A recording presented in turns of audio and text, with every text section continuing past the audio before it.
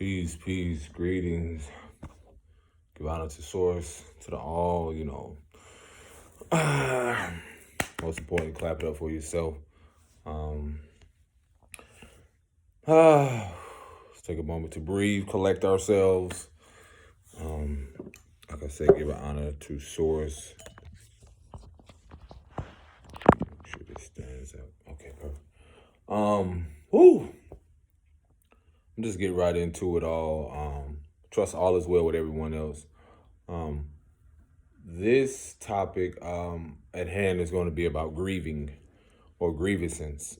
That process, even though how it even looks, not knowing how it looks. I probably do another video on this topic because it's been scratching, it's been itching at me like, okay, speak about it, say something about it.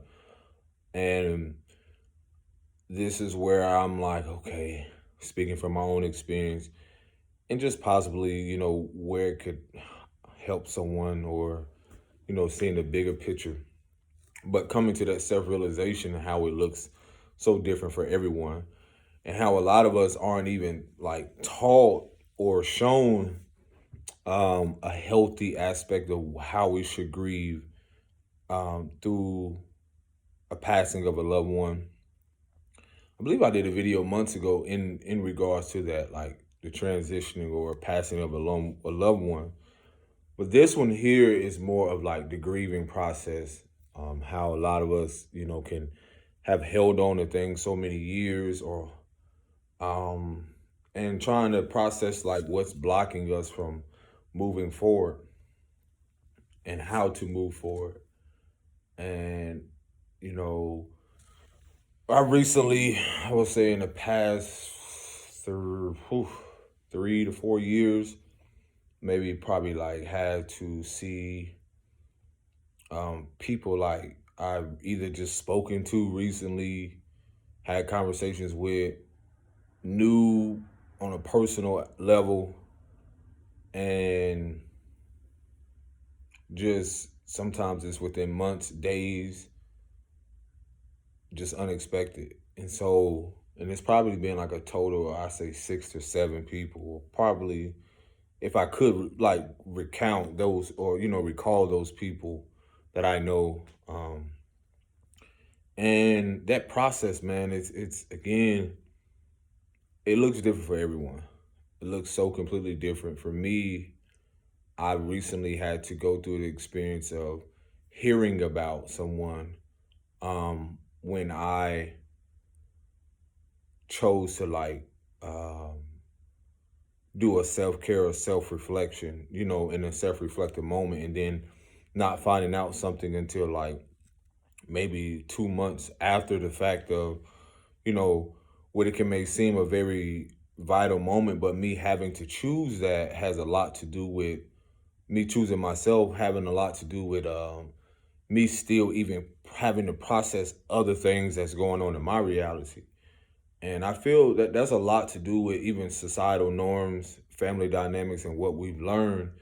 We've learned even such a dysfunctional way of how to numb and suppress a lot of these emotions that has a lot to do with grieving people and how that process should look.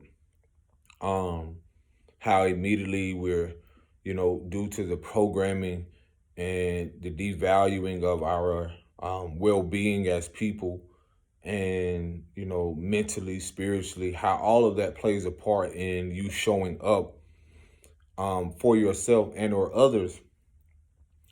And, I had a question myself the other day, like, have I really grieved or allowed myself to cry, feel to the depths of what I experienced with people, with those I love, and really not having no preparation with that. And so the reason I'm sharing this message is because, again, it looks different for everyone. Sometimes we can from having suppressed a lot of this pain, we could, that response could come with hoarding these things emotionally, hoarding material things, um, emotional eating disorders. A lot of things could be highlighted in these experiences because and not even having that healthy support system. Um, Even topics where, from those who grew up in certain environments where, in the survival aspect, where you see people who have lost someone to gun violence or something tragic, um, something dealing with a disease like cancer, something tragic to where, again, that's unexpected, comes out of nowhere, and their number is called, and just even the support in that, where everyone responds so differently, and you are left with trying to grieve through the process. You may be in university, you may be wherever you are in life, like young. It happens so many different ways to where, again, we're not properly, or we're shown how to even navigate these emotions. I'm still now at a moment where accepting that some people I won't ever see in the physical again, and having to go through that grieving process, um, just daily trying to get through that, accepting, and trying to process that emotion, not projecting onto people, and growing up and, again, seeing people who have not knowing how to navigate their emotions, not in tune with their intelligence of their emotions, and they immediately don't know how to process it or get through it. So it's anger and frustration lashing out, and you see typically, again, people who have the gangs or whatever it is that people join, or a lot of things. I can see a lot of the results, or see through not only just what they've experienced in their childhood trauma, but how that can connect to how people use that pain and justify their actions in a violent way. And so, to the root of that, you just never know. Like, when somebody has lost someone through something like that, then the revenge sets in, or the what they've been holding on so long begins to, like a volcanic eruption, begins to sprue out everywhere, and um and then I could just see, again, that there could be many aspects to that. For me, it's just been a process of how to weed out even the distractions with that, because it's so easy for us to judge on the outside, not realizing what people are still grieving with, or what they have neglected for so long. And that even gets to the topic of how a lot of us have experienced neglected, abusive, emotional abuse, and emotional neglect, or abandonment issues, to where a lot of this plays a major part in our childhood, to how we not, knowing how we're feeling lost at sea, or lost in life, to where these things don't come up until, like, what we call into adulthood, and that can force one to just be so overly active, or neglecting their emotions. So, again, growing up, when I used to see people go through that process, the funerals, and all these things, and I can see a lot of men who withhold a lot of tears, because societally, and you're talking about structures and foundations who were so prone on, um, just women being the emotional beings, or just being the emotional persons that cry, not so much as men, because that was deemed as what, you know, you being called the B word, or you being called out for being soft, or and so forth, or feminine. But in reality, the energy of that is like me realizing that I was always feminine or expressive, and knowing how to balance out my masculinity. um the the Where I'm getting at is how even those vital points in our life where someone has transitioned, and we don't show no type of anything externally, and that is praised, but that's the dysfunction. because we are needing to cry just as much as women. We are needing to express that suppressed emotion, and how this has happened generationally or through time because of a lot of subconscious fears of the fear of someone dying or transitioning or passing over.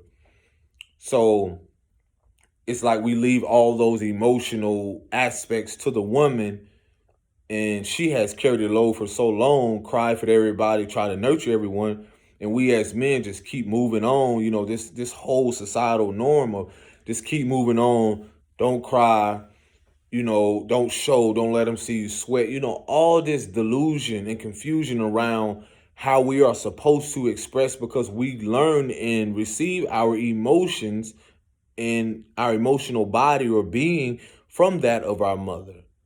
And that played a major part even with me. Recently, my great grandfather, my mother's father's transitioning. Um, I go through things differently. And this was no different when my great grandmother passed. Well, it's my grandfather, but my great grandmother transitioned when I was in a place of at that moment in Job Corps. And so for some reason, and I don't know if this is just an aspect of like who I am as like, if you look at astrology, like depending on like if you're a Scorpio, uh, there's a when it comes to transformation, rebirth, or some may call it like death in a metaphysical sense or a spiritual sense, it's like that right there is something that I've accepted like as a regeneration of life or a cycle. So I may perceive death completely different than a lot of people. That doesn't judge, I'm not judging people for how they perceive it, but my grieving process is completely different, or how I go through things. It may not hit me until years later, or it may not hit me. It happens in so many in layers is what I'm getting at. So when I was in I was in Job Corps, I think this is around, I actually got it tattooed on me. 20, I believe it was 20, I had to remember the year. I got it. Okay, yeah, I was making sure I was accurate. 2011, where my great grandmother transitioned, and the symbolism to a lot of it. I was in Job Corps, and then um, I was just hearing about the things that were going on, and so she a lot of it was beyond my control, because here I am, what they call a 90-day probation period. If I departed, then I could not have returned. So that was a gut wrenching decision to decide whether, someone on the outside looking in, or even family members could have been like, oh, that's very selfish, or this is very this, because you didn't do this, or you should have been there. And a lot of which, again, everyone processes or sees it their own way. I cannot get caught up in that, and I didn't. So by me staying there, that doesn't mean I didn't grieve. That is because it was like days before, um, like what they call Mother's Day, that it happened. So even with me, it's like it was very big, because again, I had my own emotional connection, my own bond and connection with her, and my own experiences. So that right there brings up a lot of memories, a lot of things, the possibilities, the subconscious fears of things coming up. Of there be a possibility that you may not see this person again in the physical. So when I found out and then it happened and she transitioned, I was called out by a relative. I'm not going to give no names, that, they said some not so pleasant things. But to me, I couldn't let that bother me, because I still had to proceed and continue with life. And I feel like that's one of the most challenging things with, um, I don't want to use, how could I say this, like people that have been in survival, or melanated people, I would say. Not everyone, because that's why I say it's just everyone goes through it differently. But from what I've experienced in that community, is that we go through that process so completely different. And I know other melanated people who may celebrate it in a spiritual way. They celebrate it, they transition, they know they're going on to another life. But in the South, per se, depending on like religious beliefs and views, there's a lot centered around the funeral. And then I'm able to see beyond it to see the business aspect. I'm able naturally, due to my own beliefs or, spiritual connections, that I see it as this person will no longer suffer or has to, they leaving their body, their transition moving forward. So with that, I still, uh, I had somewhat a support system while I was in Job Corps. But even with that, no one could truly know the depths of the pain or the memories or just anything that came up centered around what I experienced. So that led me to even I did a poem, or I wrote something that is in my bio or in my community center in my Substack, and it talks about grieve and just the topics on how when I was younger, the man that my mom were dating, you know, uh, just to see their abusive relationship and connection, you know, and seeing that the father that I did have make his decision of not being present and living his life somewhere else, married and so forth. Um, I didn't really have an idea of grieving because I don't want to make this seem like it's a blame game at all. I didn't really see the idea of how I should grieve through the passing of people and how to come to that even deep acceptance. So a lot of this message again is that I perceive death in a way, or when people transition, to some it may seem as even an illusion, because when we're talking about on the energy or frequency aspect, how people energetically, you know, they live on, their memories or, and so forth. Their spirit lives on, and energy is not destroyed per se. So, um, and with that, and even in some beliefs, African beliefs or other beliefs, people feel that or believe that they know, you celebrate them as ancestor or for what they did, and you are a continuance of that legacy.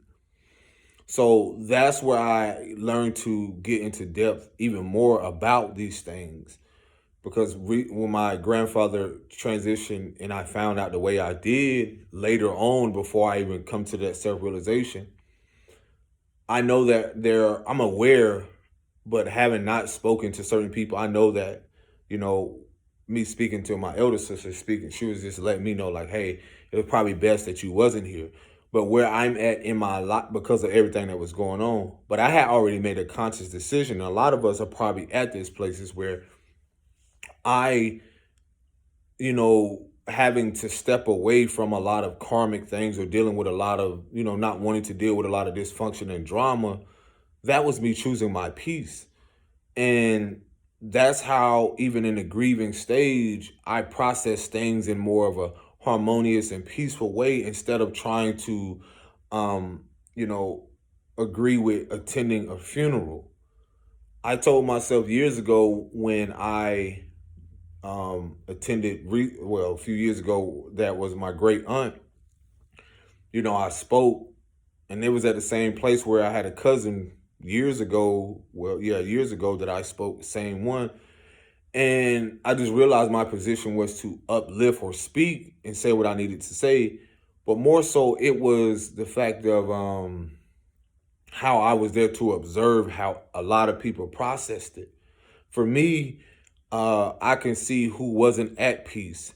I can see who maybe had some type of conflict and didn't get a resolution or come to some type of solution with, their caregiver or so forth. It's like I'm just able to observe to see, like, when these things happen, am I already at peace and accepting that everyone will leave, everyone will transition. So that comes with a lot of internal dialogue and internal how could I say this, internal acceptance of how people are gonna someday, like, their number is gonna be called. So those whole process really highlighted the fact of letting go and not really having so much of an attachment. It doesn't mean I didn't experience emotions. It would, and then some could perceive it like, oh, he's numb or they're cold. We just all go through things and perceive it from the lens of source, the creator, the God, differently. And so by us quick to judge, or I know some people probably judge me, but I just know I had to go through and move forward, and having to still move forward no matter what has happened. Do I let those things hinder me, or do I let those things keep me from growing or expanding? Do I keep their legacy alive by still maneuvering through life, navigating? That doesn't mean emotions and certain things won't surface. It's just how I choose to allow myself to grieve through that. You know, and there's so many limitless possibilities to do that. You know, when I did find out, I was at the library with my princess, and having spoken to someone, it didn't really hit me until after I got in the car, because I had talks with my grandfather when nobody else, at that moment was really going to check up on him. And this is not to badmouth nobody. It's just I had to have those certain conversations, certain things that I feel honestly, like some elders will say that if there's an elder still here, then that elder is a library. So there were certain things that he spoke about me, that was very vital. Him telling me about how his great grandmother were what some may use the terminology Indian, but indigenous people. How he was telling me how in certain places where he grew up, and there were still headstones before they had the writings that were sacred burial grounds. And I'm like, what? So him sharing that with me going to cut his hair, and he wasn't in the best health, but for him to just still get up, smile, so forth, that was my experience before he departed. You know, and with that, after I did, finding out all these things, and after that experience, like 2 cycles ago, 2 weeks ago, some may say, I, I was, a lot of emotions came up immediately. I cried because a lot of things I wanted to ignore, but as not so much of just, the men were just taught not to express or cry or grieve or honor our emotions. And I've always been the opposite of that. But I was younger, I was attacked for that, like over being overly sensitized or overly sensitive, and talking too much, or just things that would automatically put me in this box or category, or to devalue who I am. And so that was just bullshit. Because the truth is, I knew who I was. I knew that me being in tune and the emotional intelligence was just as vital as my well-being, showing up and speaking my truth and standing in it. So again, this the process looks different for a lot of people. And however you get through it your best way. We all didn't grow up around a support system that we had people to check up on us and say, hey, how you doing? Are you okay? You need a hug. Because a lot of that was people wanting to get close, and really it wasn't genuine support at all. So again, this process looks different for everyone.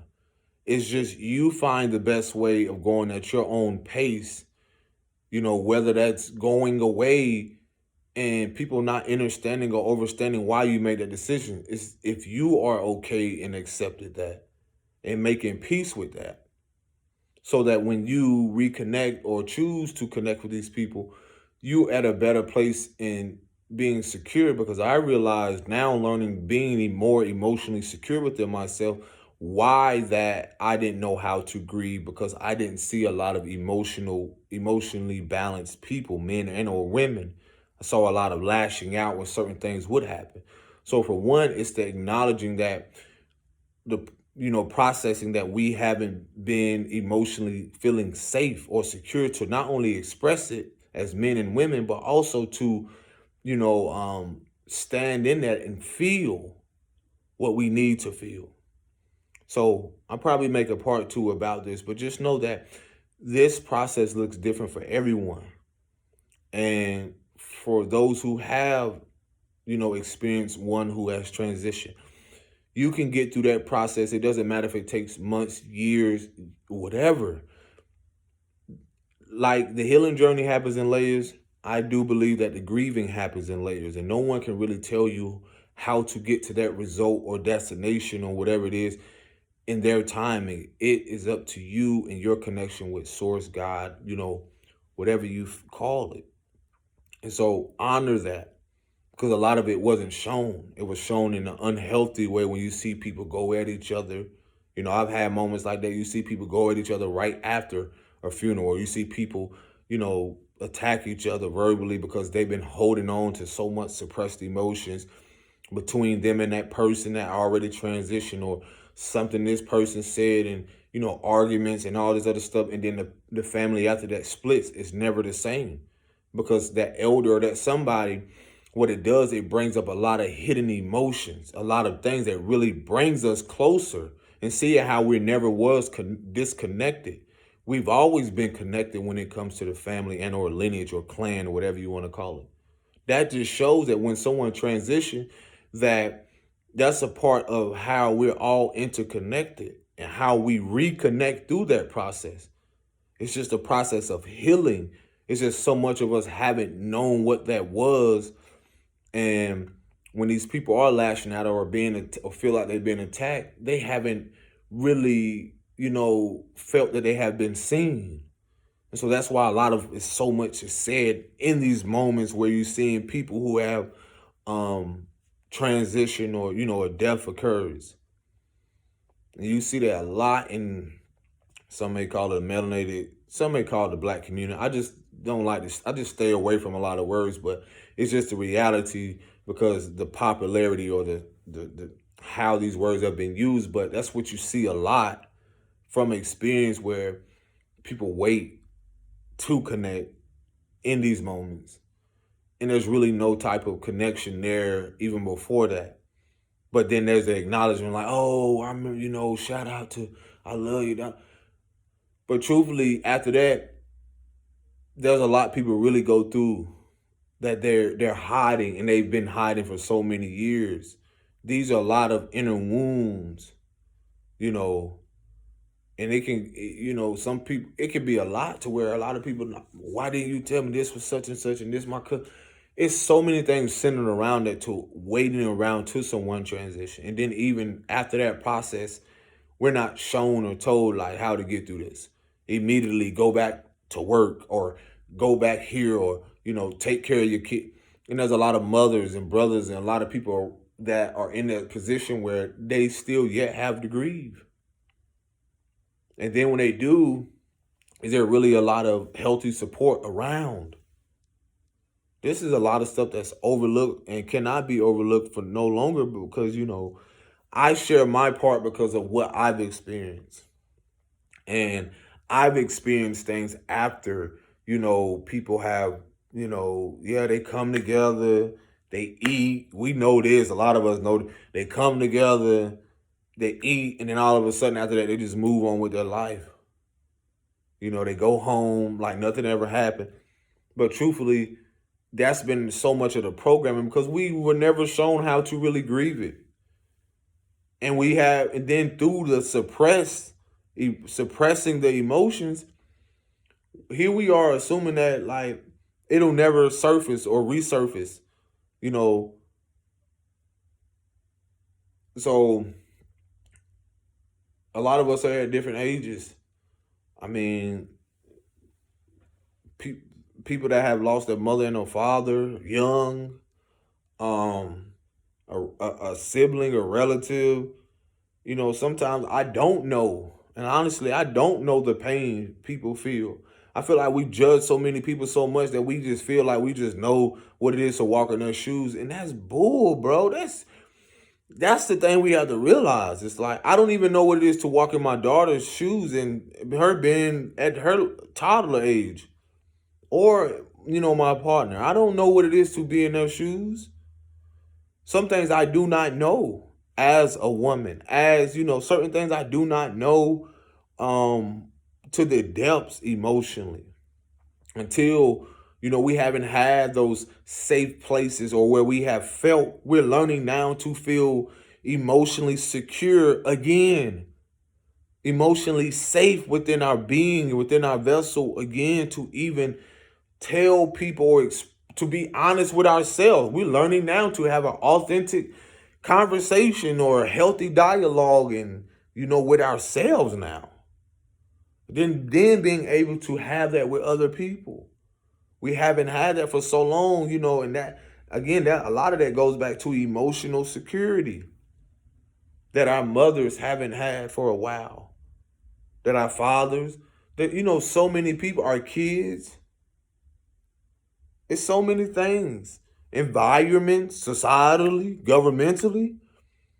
Because it's automatically when someone transition, people try to scramble up, depending on if they have the money. They may not even have the money to even, what they call bury people. Some people don't even want to go through the cremation process.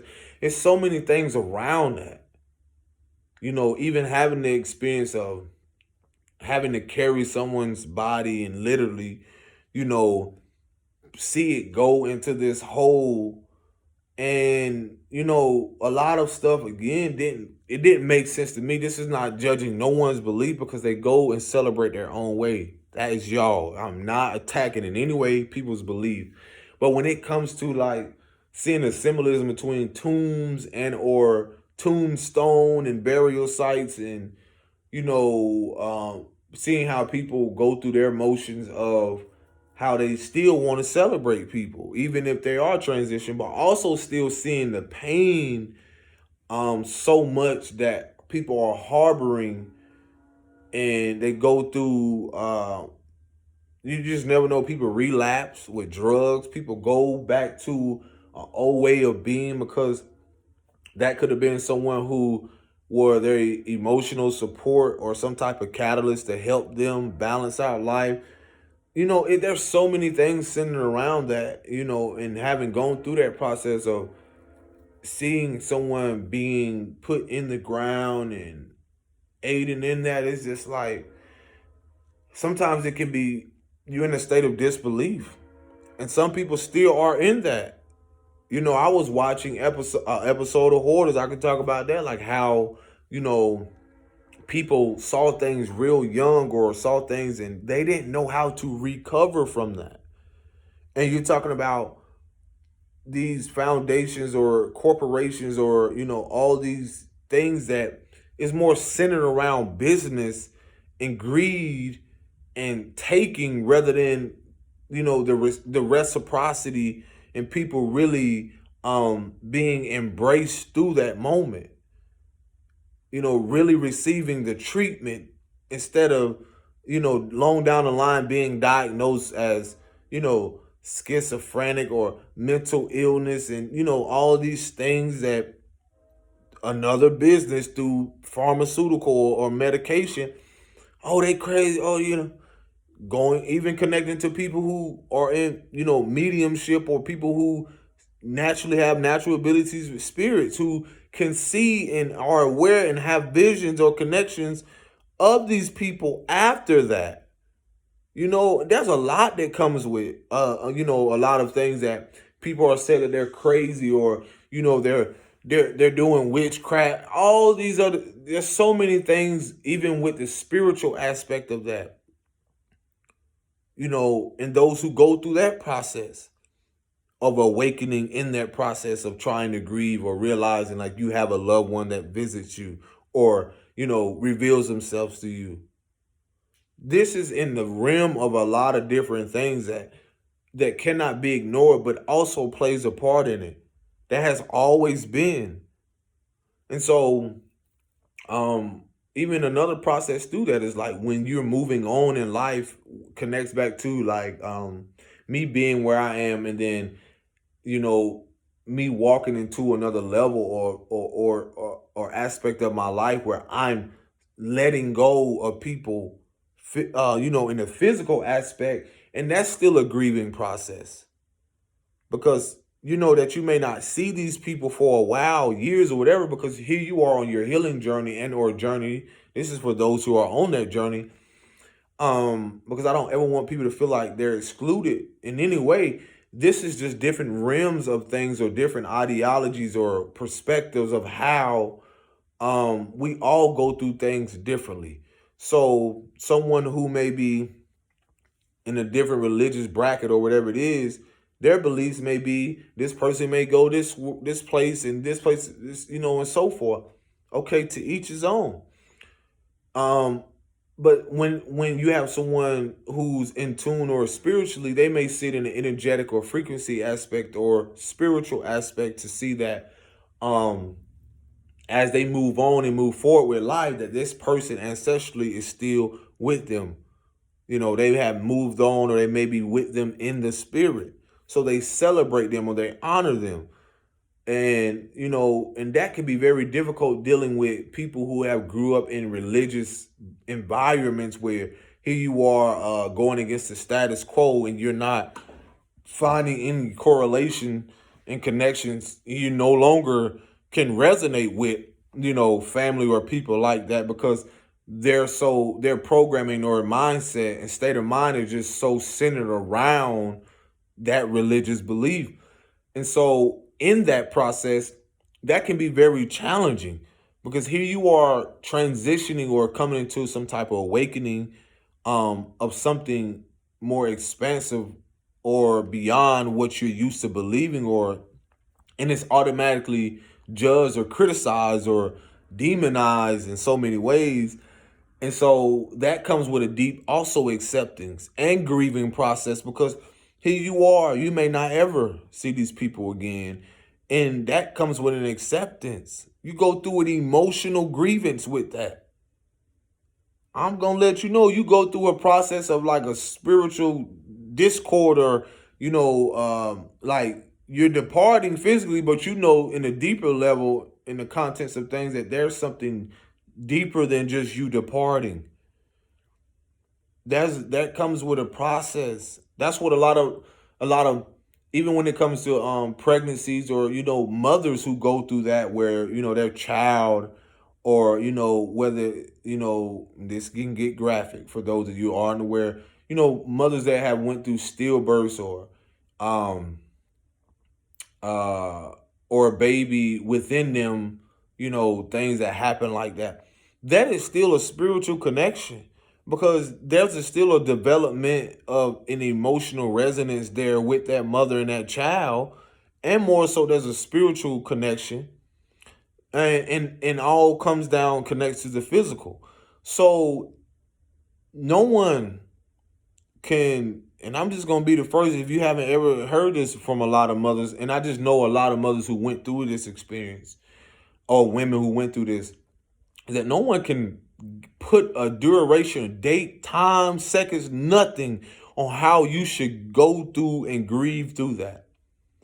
And I self-reflected on this because I realized that I was in a process, and this goes for men too, but especially like women. It's like you've seen this as a norm to where they go through that a lot, and they're emotionally neglected in ways to where they're not feeling that they should grieve through it in a proper time, or a lot of pressure centered around them trying to get through things and immediately go to work or immediately do this, or there's a lot of comes with a lot of over analytical behavior or mindset around you got to get to this, you got to do this, and forget about your well-being. That's bullshit, because this is what has been ignored for so long.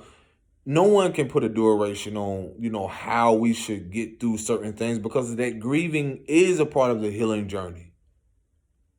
And so a lot of and mothers, or aunties and whatever, women have went through a lot of these processes and haven't grieved properly, and they didn't really have the support.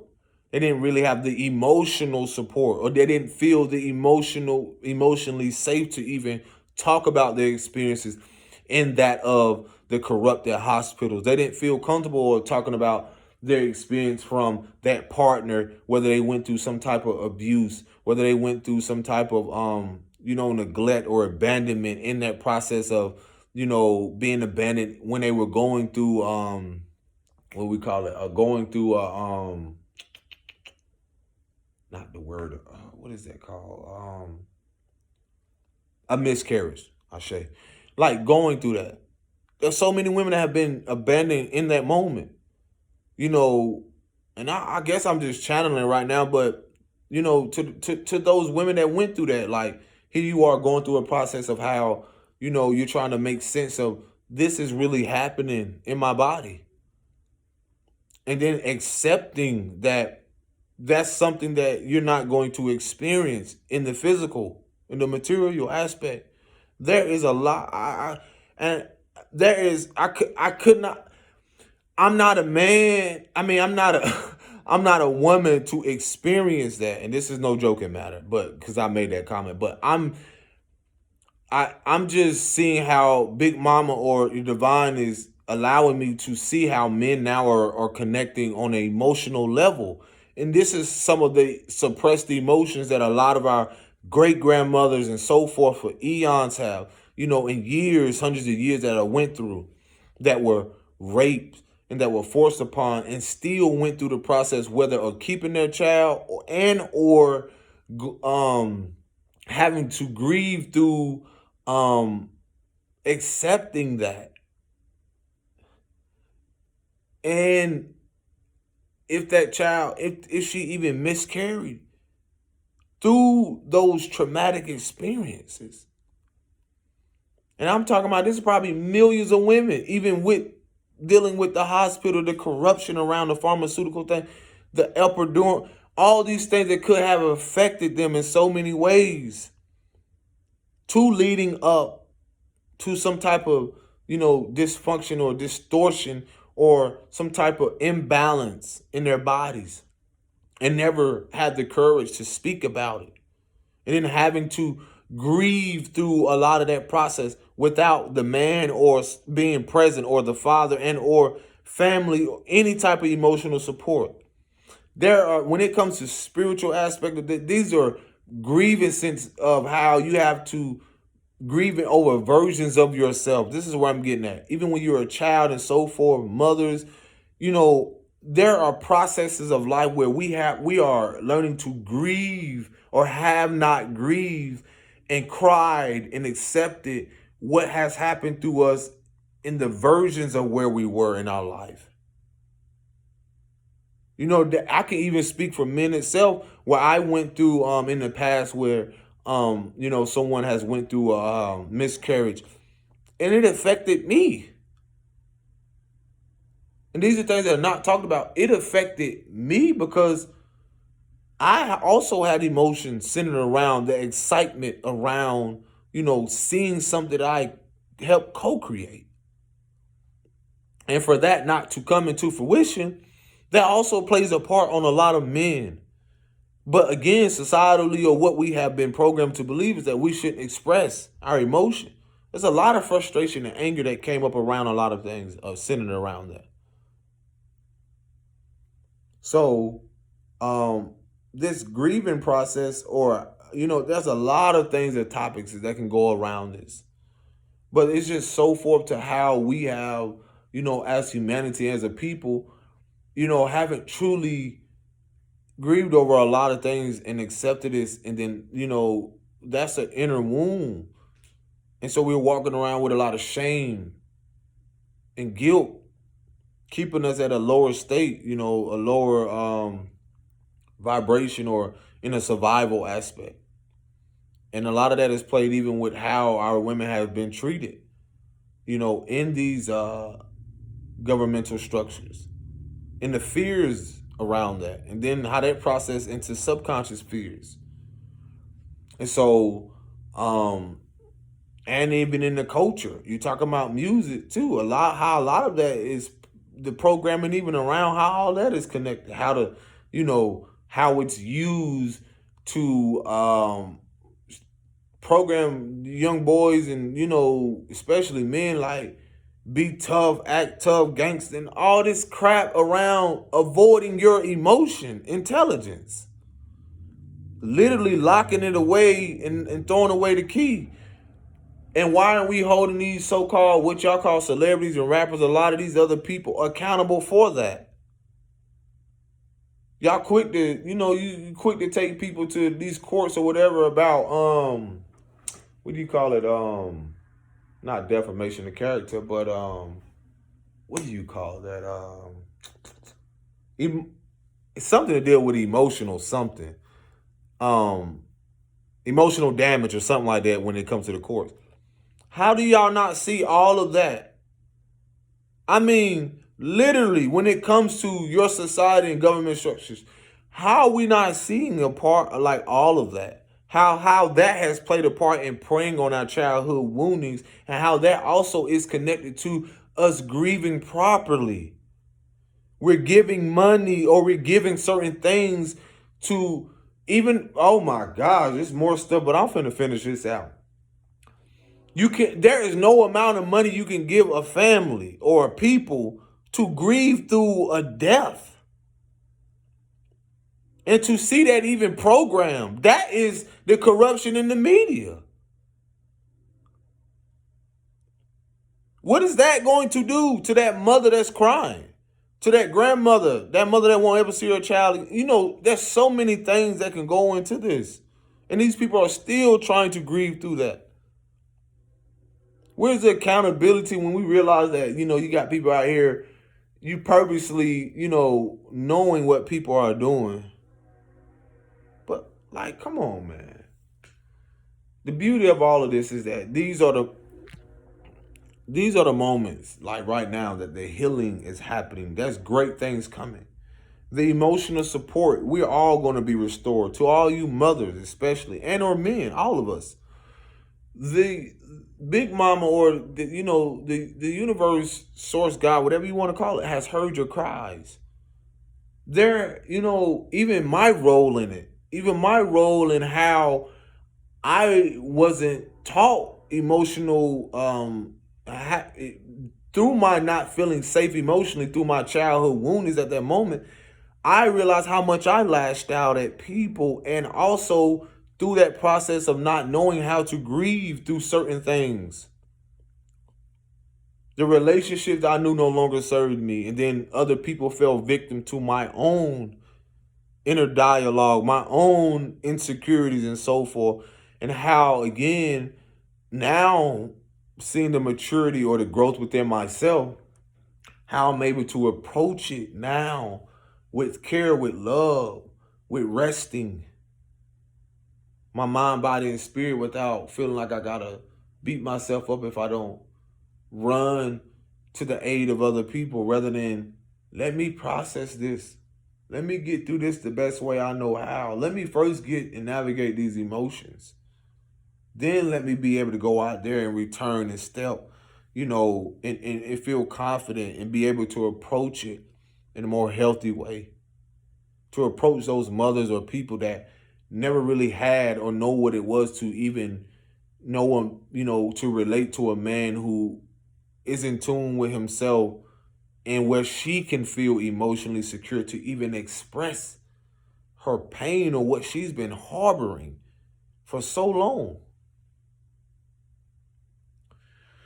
And again, that's just, there's so much, but I just want to, there's probably going to be a lot of parts on this, but again, this is the healing, the inner wounds that, again, generationally, through a lot of the emotional neglect and abandonment, a lot of us have experienced. I'm pretty sure there's millions.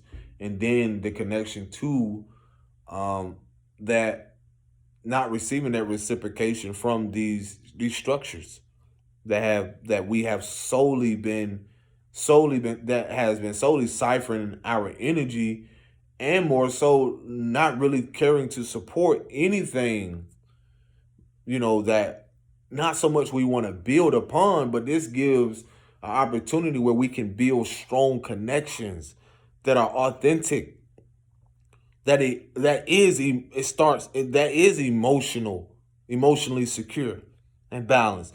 Then that gives us the steps to move forward to build more of a mental and spiritual and physical connection where that's something that's solid. We haven't had that. I'm just now learning to give myself that, to now feel emotionally secure, to be expressed and feel those emotions to where I can navigate them properly. And then to be able to share this to young men and women, and so forth, even adults who are unconsciously aware of these things and not realizing that they've been suppressing a lot of things and haven't grieved properly and not listening what your pastor and all these other people giving you messages about this so-called person is gonna heal and well tend to all these things, but in reality, like, you need someone there physically. Like, I don't care what y'all do, who y'all pray to, that's none of my business. But when it really comes down to the root and the reality and the actuality, some of us need this, face to face, or a helping hand, or a hand that's not going to turn around and stab us in the back. Or go talk about what we have experienced.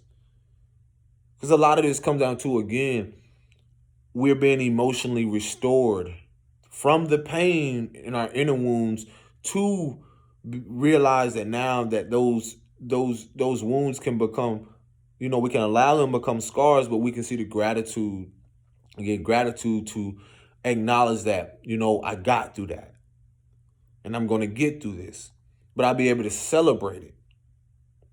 And though that scar, or however you want to perceive it, is a process of knowing that I gave it all I could, I accepted it, I know it's healed, but now I can move forward.